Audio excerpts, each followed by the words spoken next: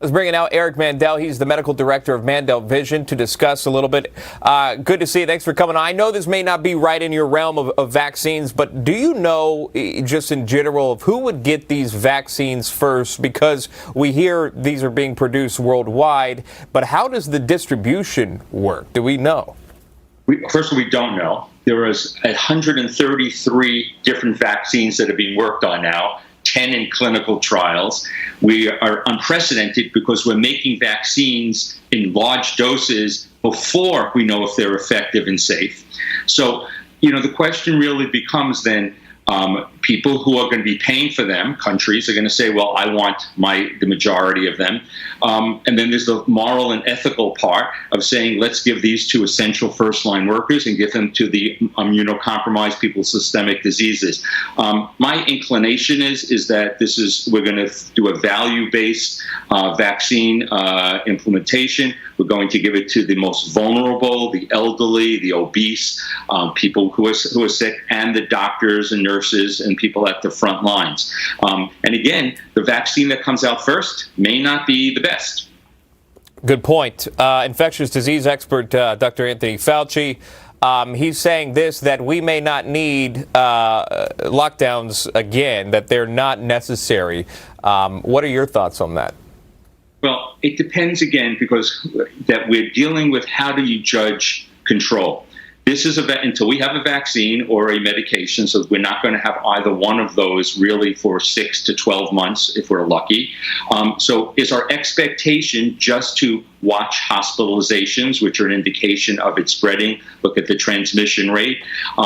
And if your expectation is we are going to continue to have, as this is a virus that is contagious, even if with a low transmission rate, if we're going to have it, we have to feel, if you will, satisfied with a low hospitalization rate. The key here is really going back to what we originally said. What we originally said was we can't overwhelm our healthcare system. If we're not overwhelming our healthcare system, then we have to learn to tolerate a certain amount of infection there. We can't economically, and the people will not tolerate going back into full lockdowns. We can have limited lockdowns in places that are targeted for hotspots with contact tracing, but the genie's out of the bottle. Nobody's going back. So basically, unless we overwhelm our healthcare system, I think we just need to manage expectations, and I think that needs to be articulated better. Genie's out of the bottle. Nobody's going back. I like that. Dr. Fauci also went on to talk about the football season, saying that may not be possible now. Those headlines are running everywhere because Dr. Fauci said it. What are your thoughts on that? Football may not come back. I'm more of a hockey fan, so I've been watching what they're planning on doing, and they were saying that even if one person is COVID positive, they can still have a way to go on. I was seeing that the NFL was putting on special rings and bracelets to monitor people. But remember, these are young, healthy people, and so if they get infected, they may not know it.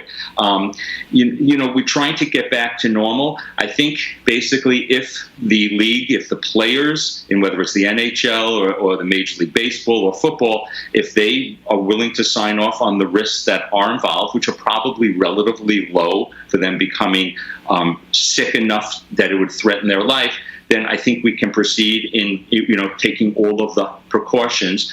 But, we're trying to get back to a real world. I think it's reasonable. It's reasonable without fans. It's reasonable with fans that are at a distance. But everything will have a certain risk here. But again, we've got to remember that this virus is still not a virus that causes really much mortality, except in the vulnerable groups. And that it's a type of coronavirus. It's actually similar to some cold viruses, and we're dealing with it. But we don't want to blow everything out of proportion of what's here. There are people who get infected. That means the sky is not falling down.